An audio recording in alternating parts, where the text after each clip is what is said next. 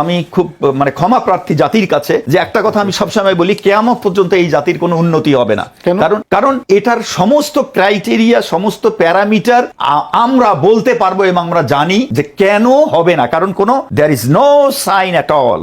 আপনি কি মনে করেন বর্তমান আইনের শাস্তি জরিমানার বিধান আরো কঠোর করার দরকার আছে, বা আরো কি আপনার শাস্তি করতে পারবো, অথবা শাস্তি দিয়ে কি এটা সমাধান হবে? প্লিজ একটু যদি বলেন। ধন্যবাদ ওনাকে, এটা ভালো কথা মনে করে দিয়েছে, আমি হয়তো বলতেই পারতাম না। আলহামদুলিল্লাহ।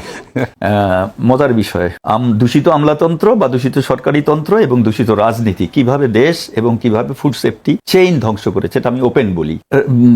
ভোক্তা একটা ভালো দপ্তর, ভোক্তার সাথেও আমি রিলেটেড ছিলাম বহু আগে থেকেই, তাদের আইন তাদের বিধিতে জড়িত ছিলাম।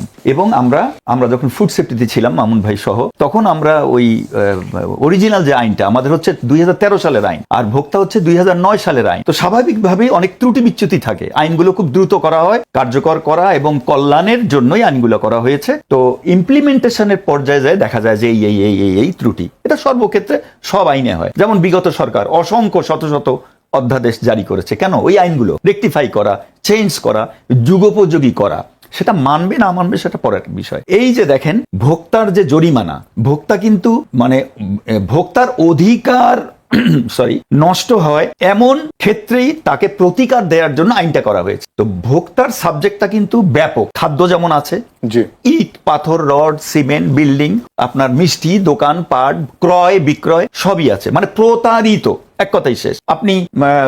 যেমন আপনি যদি বলেন এই কফিটা খেলে আপনি মোটা হবেন, তাহলে এটা একটা প্রতারণা। আমি খেয়ে মোটা হওয়ার কোনো সাবজেক্ট আমি এখানে কফিতে দেখাতে পারবো না। ভোক্তা আইনে যেমন পড়বে এটা শাস্তিযোগ্য, ফুড সেফটি আইনেও কিন্তু এটা আছে, প্রতারণা করা যাবে না। তো আমরা করলাম কি, আমরা নিরাপদ খাদ্য আইনকে এক্সিলেন্ট ফ্যান্টাস্টিক করে একেবারে ক্ষমতায়ন করে মানে আমরা যা পরিশ্রম করেছি, ইউ ক্যান্ট ইমাজিন। আমার জনগণ, আমার এই দেশের জনগণ জানে না যে আমরা কতটা ডেডিকেটেডলি নিরাপদ খাদ্য কর্তৃপক্ষে যে কাজগুলো করেছি, কতটা ডেডিকেটেডলি, এবং আমরা ওই আইনের প্রত্যেকটা শব্দ ধরে ধরে বিশ্লেষণ করে করে আমরা একদম খোলনলচে পাল্টে ফেললাম, এক্সিলেন্ট আইন করলাম, অত্যন্ত শক্তিশালী একটা দপ্তর। শুধু বাধা ছিল একটা, আমরা ওই আইনে স্বাধীন নিরাপদ খাদ্য কর্তৃপক্ষ চাইতে পারিনি, কারণ আমরা এখনো মানে খাদ্য মন্ত্রণালয়ের আন্ডারে। এখন খাদ্য মন্ত্রণালয়ের আন্ডারে থেকে যে আইনটা আমি রেডি করব, সেই আইনের প্রথমে আমি বলতে পারি না যে এইটাকে স্বাধীন করা হোক, খাদ্যের সঙ্গে এর কোনো সম্পর্ক নেই। খাদ্য মন্ত্রণালয় হচ্ছে ধান, চাল, গম মজুদ, পরিবহন, নিরাপত্তা, খাদ্য নিরাপত্তার কাজ করে। নিরাপত্তা আলাদা, নিরাপদতা আলাদা, সেফটি সিকিউরিটি আলাদা। সিকিউরিটির সাথে এইটা আসবে না, সারা পৃথিবীর কোথাও নেই। তাহলে আমরা কি করে বলবো যে এইটাকে স্বাধীন করে দেন, এবং সেই আইনটা কিন্তু তার কাছে পাঠাতে হবে,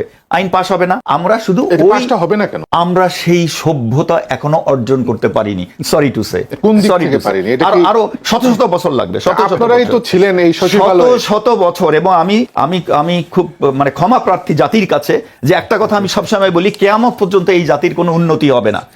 কারণ এটার সমস্ত ক্রাইটেরিয়া, সমস্ত প্যারামিটার আমরা বলতে পারবো এবং আমরা জানি যে কেন হবে না, কারণ কোনো there is no sign at all. আপনাকে এই দুইটা উদাহরণ দিয়ে বলি। ওই লাইন বাদ দিয়ে আমরা একটা ফ্যান্টাস্টিক আইন করলাম।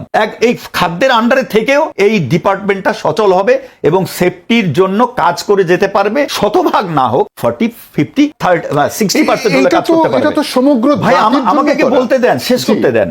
এই আইনটা রেডি হলো, একদম রাত দিন পরিশ্রম করে খসড়া আইন আমরা রেডি করে খাদ্য মন্ত্রণালয়ে পাঠালাম। সম্ভবত এটা 2018 কি 19 সাল, 18-19 দিকে আমরা পাঠালাম। আচ্ছা, এটা গেল এইটা।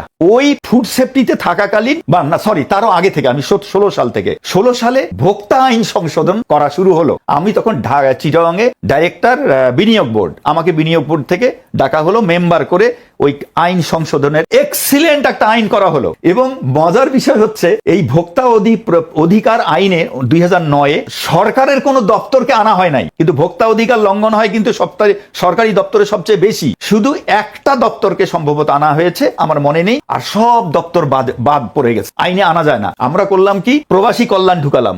এই যে বিদেশ যেতে শ্রমিকরা হয়রান হয়, হজ ঢুকাইলাম, টাকা ঢুকানো হলো, টাকা নেয়, হজ যেতে পারে না, পাসপোর্ট, এইরকম করে ল্যান্ড, ভূমি, ইনফ্রাস্ট্রাকচার ঢুকে গেছে এটার ভিতরে। আমরা আইনে ঢুকালাম। ওই যে তাদের যে ক্ষমতায়নের যে ক্লজটা আছে, মহাপরিচালকের ক্ষমতায় সম্ভবত 20 নম্বর ধারা, সেবা সেবার মধ্যে এগুলো সব ঢুকানো হলো। এক্সিলেন্ট একটা আইন, এই দুইটা আইন করে সেইটা 17 সালেই পাঠানো হলো বাণিজ্য মন্ত্রণালয়ে। তাহলে 17 হলে আজকে 26, কয় বছর হলে হয়েছে? তো অনেক বছর হয়ে গেছে, কত? 8, অলমোস্ট 8, 9 বছর হয়ে গেছে। 8-9 বছর বাণিজ্য মন্ত্রণালয়ে পড়ে আছে আইনটা।